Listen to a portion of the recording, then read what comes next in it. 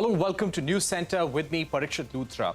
Days after hosting G20 finance ministers and central bank governors meeting in Bengaluru, New Delhi is all set to roll out the red carpet for foreign ministers. 40 delegations, including 28 foreign ministers, will participate in meetings at the Rashtrapati Bhavan. The high-level meetings will be attended by US Secretary of State Antony Blinken, UK Foreign Secretary James Cleverly, Russia's Foreign Minister Sergei Lavrov, China's Foreign Minister Qin Gang, and France's Catherine Colonna. While the Russia-Ukraine war is most likely to feature during discussions, there will be heated debates over it. Food and energy security, development cooperation, green growth, gender equality and counter-terrorism are among the top issues that will be discussed in the two-day G20 meeting.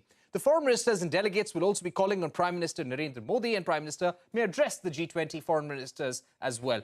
All eyes will be on Russia's response to the Ukraine war. Russia, ahead of this meeting, has said it will focus on attempts by the West to take revenge for the inevitable disappearance of the levers of its dominance from world stage. Meanwhile, the External Affairs Ministry said Russia and China will need to explain why they no longer support the Bali Declaration and the text on Ukraine that had been agreed upon in Indonesia by the G20 leaders. Now, the Gateway House has prepared a report on energy transition and climate finance. They have a G20 task force for energy transition and climate finance as well. Now, we are joined by the authors of this report, Nadir Godrej, the co-chair, managing director of Godrej Industries and chairman of Godrej Agrovit.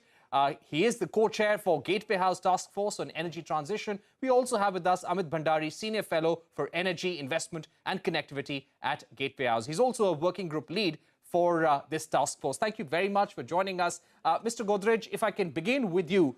Your report has said that public finance alone will not be enough for our energy transition. Give us a sense on what the G20 should focus on when it comes to lowering the risks, increasing the pool of capital that should be available for developing countries especially. There is a lot that the G20 can do. One of our recommendations is to have a climate finance agency, central climate finance agency. This can enable low-cost financing for developing countries. Good hedging mechanisms could be put in place because there is a lot of exchange rate risk in developing countries, and such a finance agency could help finance green energy. Green energy has very low operating costs, but high capital costs. So the financing is extremely important. And this is a win-win for the whole world. Mr. Godrej, if I were to also ask you about the implications of the Ukraine-Russia war on the energy transition. We've seen many countries in Europe going back to coal-powered plants, and in a way, the climate action roadmap of the world took a setback in the last 1 year because of the war. How urgently and how seriously does the G20 need to address the issue of energy transition and sustainable development, according to you? Yes, it's a simple response to go back to fossil fuels and produce more fossil fuels and encourage and even expansion of fossil fuel-based power plants. But it is the wrong solution in the long run. We should take the situation created by the war to further incentivize green energy and push the transition forward, because that is the solution that can solve the immediate problem as well as the long-term problem. Right. Amit Bhandari, let me get you in at this point. Of course, there will be a discussion, energy security. In fact, there is a whole panel discussion tomorrow at the G20 foreign ministers meeting on food and energy security. Give us a sense of the key risks that you see when it comes to energy supply chains and the shocks that could possibly come this year. So thank you, Parikshit. Let us look at three major energy commodities: oil, gas, and coal. The ones which are really affected by the Ukraine crisis are oil and gas. In case of petroleum or liquid petroleum or oil, I think the supply chains have been reset somewhat. European countries are purchasing more oil from the West Asian region, and customers of West Asian oil, earlier customers like India, are now buying more Russian oil. So in a sense, transactions have moved from one pocket to the other. And I do not see any significant risks arising from this front. On the natural gas front, however, there has been a very serious disruption. Liquefied natural gas is a very complex supply chain. It is not easy to reroute flows. It is not easy to convert gas into a liquid and transport it. And as a result, this market has been severely disrupted. This winter was especially mild in Europe, as a result of which prices did not go as high as they could have. And this is a risk which we will continue to have to face for the next 2 or 3 years to come. The other risk which arises from high gas prices is the risk of food security, because natural gas is also an input for manufacture of fertilizer. So we are likely to see energy poverty in many of the developing countries and also an emerging risk to food security. Right. Mr. Godrej, coming back to you, the policy interventions that your task force has recommended when it comes to a smooth energy transition and also to take into account the risk of energy poverty.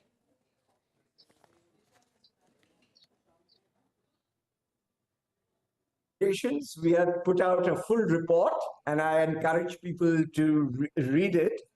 And the Climate Financing Agency is one of the important recommendations. The use of public procurement systems is a very important recommendation. Public procurement systems can give an incentive to new technologies, and we need to develop technologies such as green hydrogen, electric mobility. And for electric mobility, we need proper charging stations. So policy on charging stations would also be very important.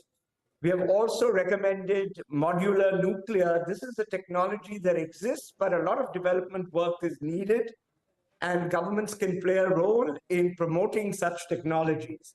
I also feel that biomass can play a role. Biomass can be used from byproducts, and it can also be expressly grown. Research is happening in fields such as bamboo, and bamboo is a very promising sort of biomass. Bamboo plants can actually sequester carbon even after they are harvested for biofuel. So they are very useful solutions, and the governments need to have policies to encourage all these solutions. Right. Mr. Godrej, we spoke to the IMF chief, Kristalina Georgieva, on the sidelines of the G20 finance ministers meeting. She said, yes, India is at a bright spot. The world economy has shown a lot of resilience as well. But at the same time, the war is very uncertain, and we need to be prepared for any kind of supply shocks. We need to be agile and flexible in our policy response. What are the biggest risks that you see for the Indian economy, the world economy, that we need to account for at the G20?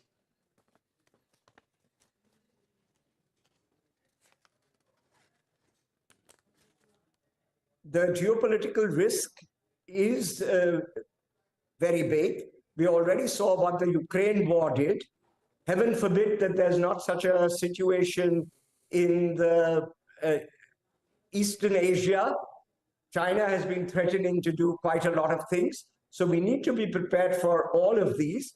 But one good thing about the energy transition is that the energy transition involves a local supply chain. So one way of building resilience is to further transition faster than before. India already has been very successful with solar energy and wind energy, and could develop modular nuclear as well as biomass. Another advantage of biomass is it can be used in existing fossil fuel plants. So all these solutions could give us a resilience. We also need resilience because of the high inflation all over the world, not only in energy, but also in food.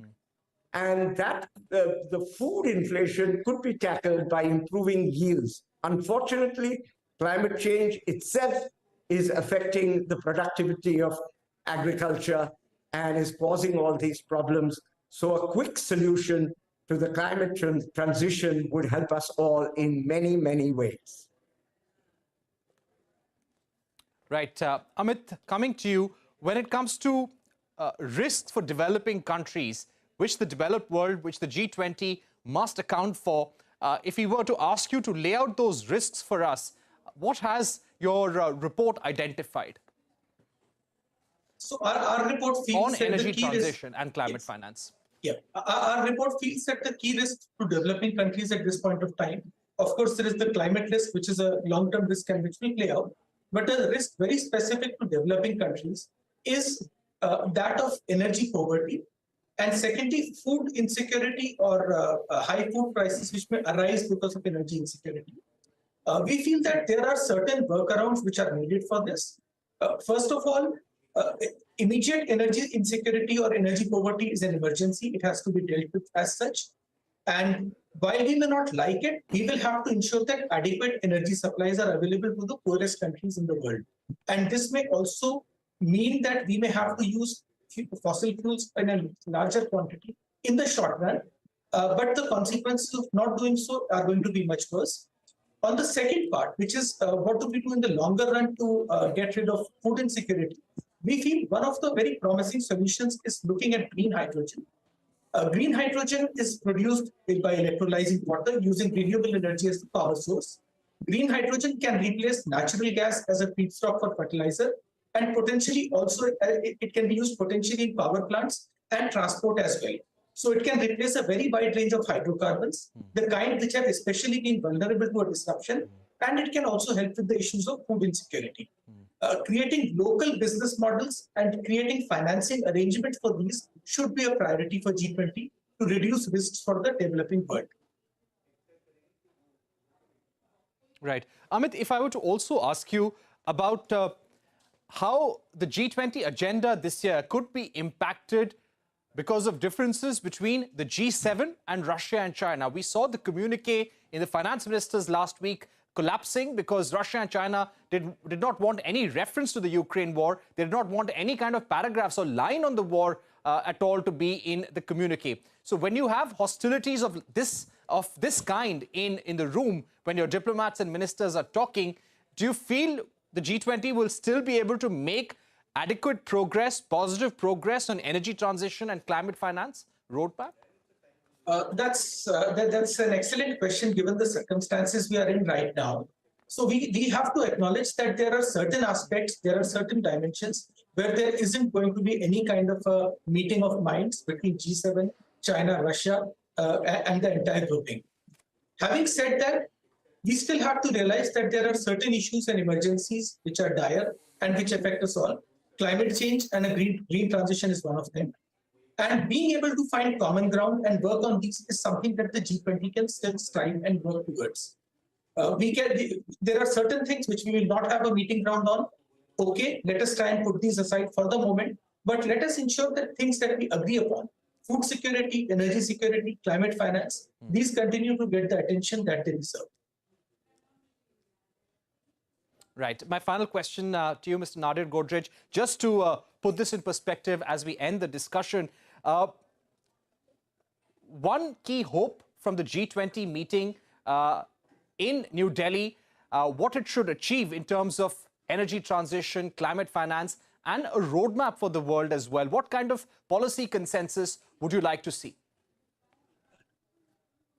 Since all of us benefit from this, it shouldn't be too difficult to get a policy consensus. We need to help the whole world to do this, and it's in the interests of everyone. India has had a very good track record on the energy transition, and I think we can influence the G20 to learn from what we have done, and others can do it as well. I don't worry too much about the fact that there is hostility in the world and people are not agreeing on many things, because on the green transition, everybody should be agreed because the planet's life depends upon it.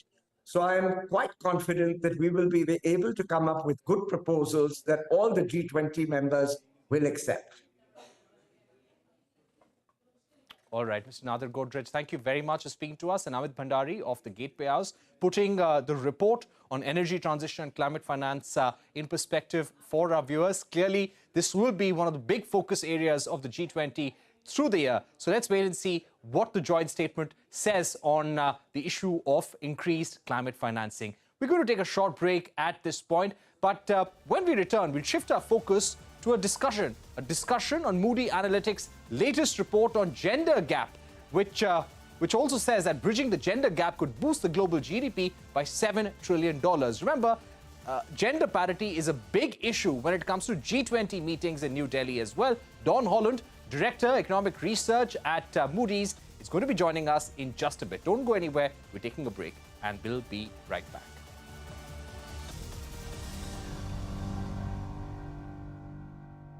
Tivgi Talk Transfer